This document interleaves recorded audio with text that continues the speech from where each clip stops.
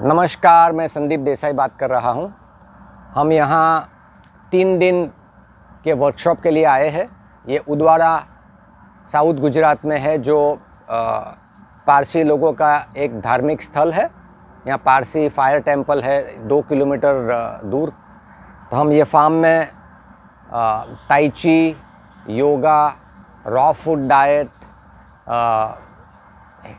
Classical Hindustani संगीत और meditation वगैरह करने आए हैं 3 दिन के लिए।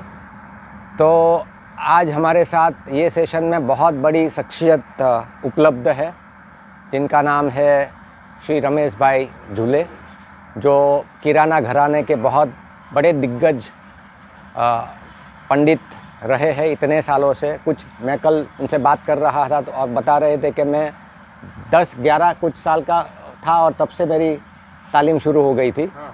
तो आज उनकी उम्र 73 इयर्स है और सारे विश्व में वो प्रसिद्ध है। आशा भोसले जी को सिखा चुके हैं सालों तक, बहुत बड़े बड़े लोगों को उन्होंने तालीम दी है और वो भी यहाँ पर सहभागी हुए हैं ये वर्कशॉप में। और मैं चाहता हूँ कि ये सेशन की शुरुआत गणपति स्तुति से की जाए। तो इनसे सरस्वती की स्तुति करने जा रहे हैं और उनसे अच्छा कोई कर नहीं सकता है। तभी मैं I am going to hand over the mic to him. So let's listen to him. Thank you.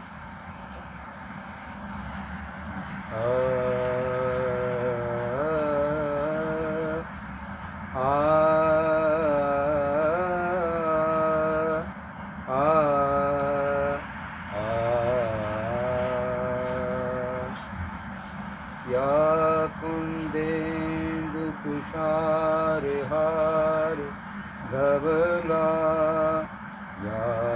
या श्वेत पद्मासना सा मां पातु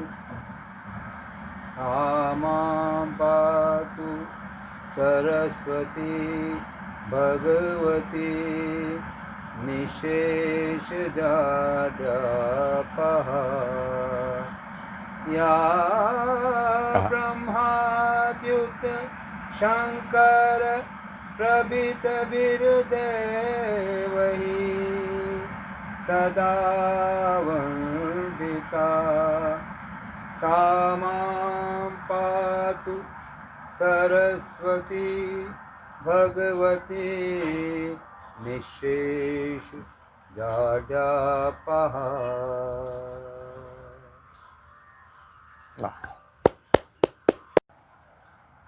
फिर ये हमारे धीरू भाई है, जो रॉ फूड डाइट अवेलेबल कर रहे हैं। यहाँ पर वापिस से आए हैं। संगीता बेन भी है। संगीता बेन अभी काम में लगी हुई है और बहुत अच्छा माहौल क्रिएट हुआ है यहाँ पर ये फार्म में। आप देख सकते हो कि आजू बाजू में चीकू के ट्रीज़ है, मैंगो के आम के पेड़ लगे हुए हैं और बहुत सुंदर वातावरण होने जा रहा है। अभी थोड़ी धूप है, लेकिन थोड़े समय में सूरज नीचे जाने लगेगा।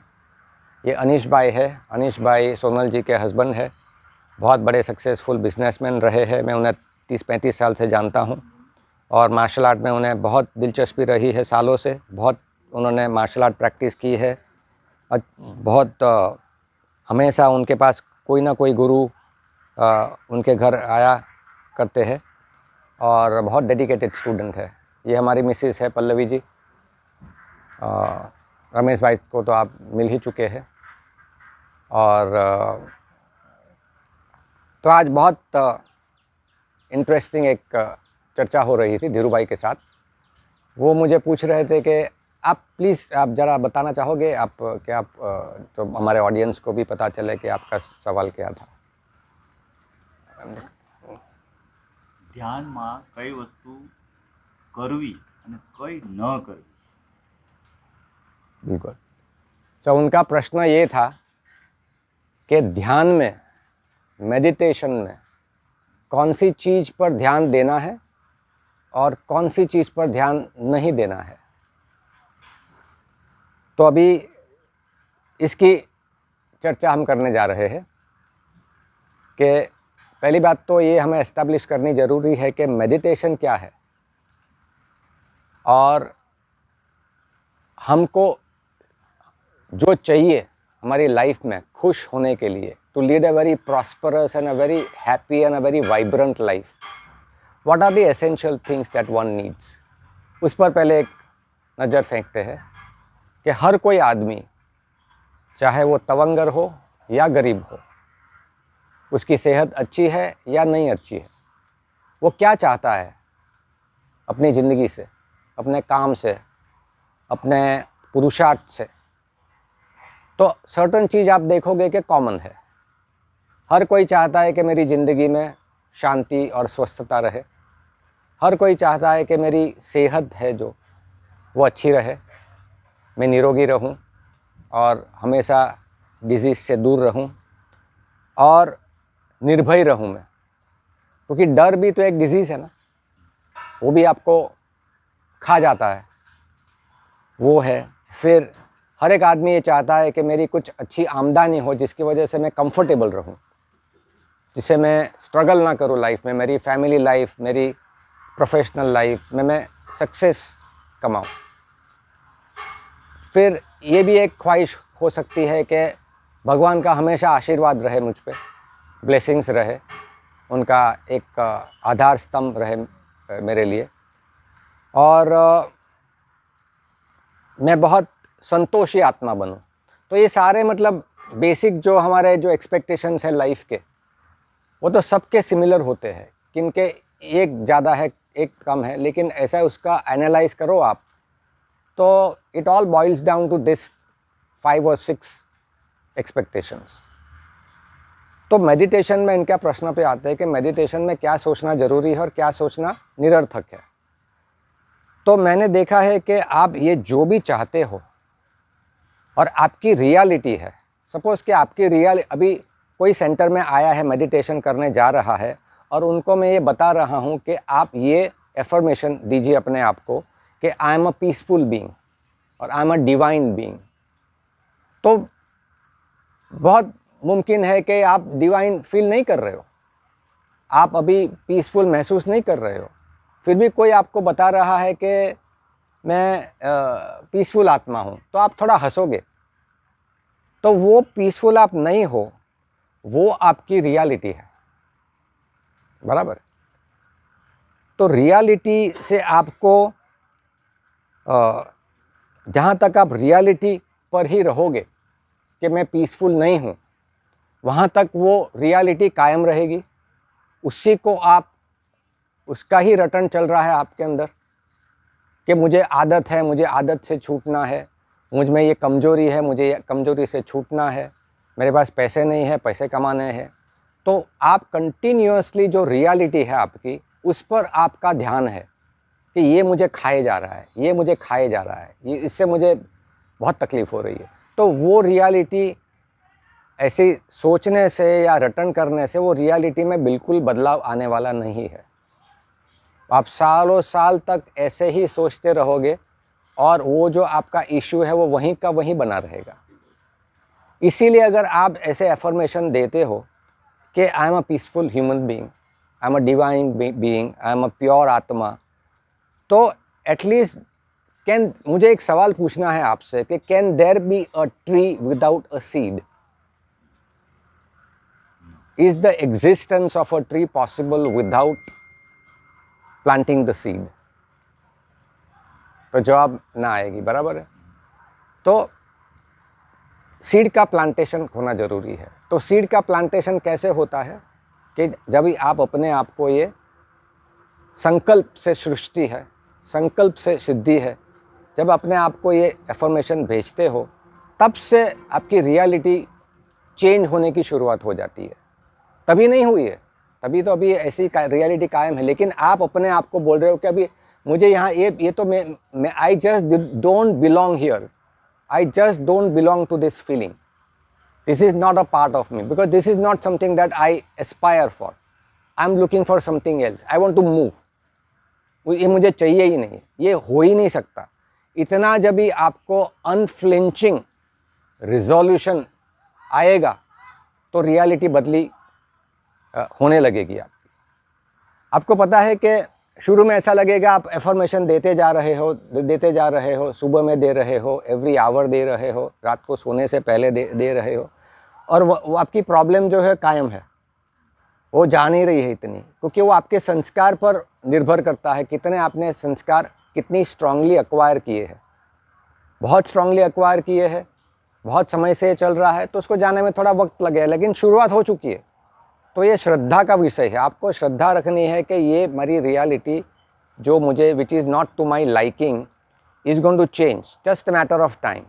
तो उसका मैं एक उदाहरण देता हूँ कि जो बाम्बू ट्री होता है, कई लोगों ने देखा होगा कि बाम्बू ट्री होता है, उसका सैपलिंग जब भी आप प्लांट करते हो और उसको पानी देने की शुरुआत करते हो, तो वो कितना समय तक it shows no sign of growth whatsoever, आप हैरान रह जाओगे। कुछ 4 या 5 साल तक वो there is no sign of growth happening at all.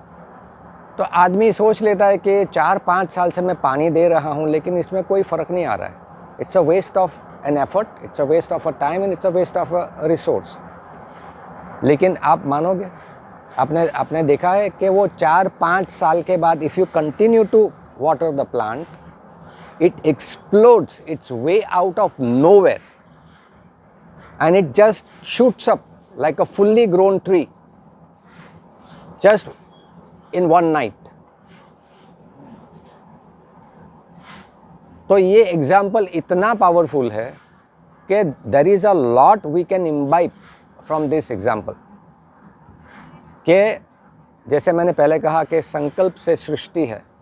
कोई भी इंटेंशन आप यूनिवर्स में भेजते हो वो बेकार नहीं जाएगा, लेकिन संयम रखना होगा, आपको धीरज रखनी होगी और आपका काम हमेशा होगा। सो मेडिटेशन में क्या नहीं सोचना चाहिए कि रियलिटी के बारे में बिल्कुल भी नहीं सोचना चाहिए।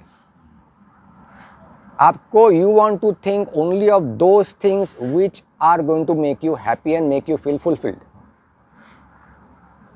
हमेशा उसी का रटन करते रहो जो आपको बनना है। You become what you consume, your thoughts manifest into reality. So you are what you think. If you think fearful thoughts, you will become fearful. If you think thoughts that are worrying thoughts, you will become a worrier. But if you think thoughts that make you feel courageous, that infuse fortitude, physical and moral courage into you, you will become a courageous man. So it's all in your state of mind. Remember, यहाँ जो centre है, यहाँ से सिर्फ एक energy flow हो सकती है। There is only one energy that can flow from here. Either it can be an energy of an acceptance and love, और it can be an energy of conflict and dispute. दो energy एक साथ में नहीं चल सकती।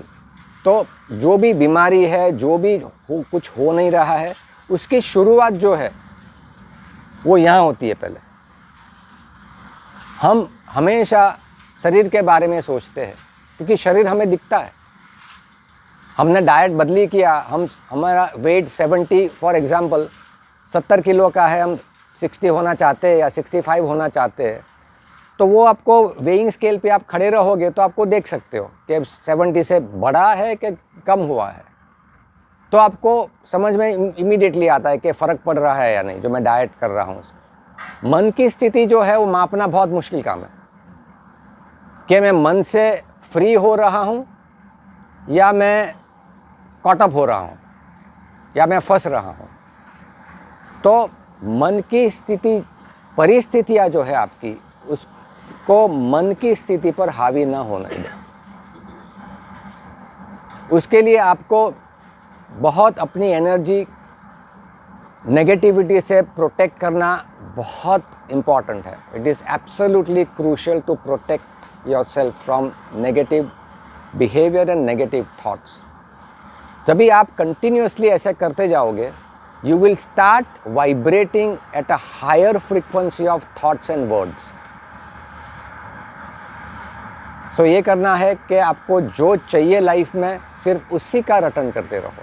Meditation में करो, नींद में करो, वही इसीलिए एफर्मेशंस कि आई एम अ प्योर आत्मा, आई am a powerful being, my body is very robust and healthy, my mind is very robust and healthy, and they will always remain this way.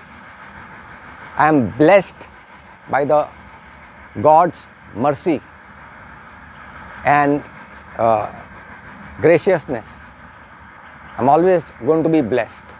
मेरा फैमिली प्रोटेक्टेड है, मेरा extended family protected है, सारा विश्व protected है। Universal prayer करना भी इतना ही जरूरी है, क्योंकि the universe is in you, you are the universe and universe is you.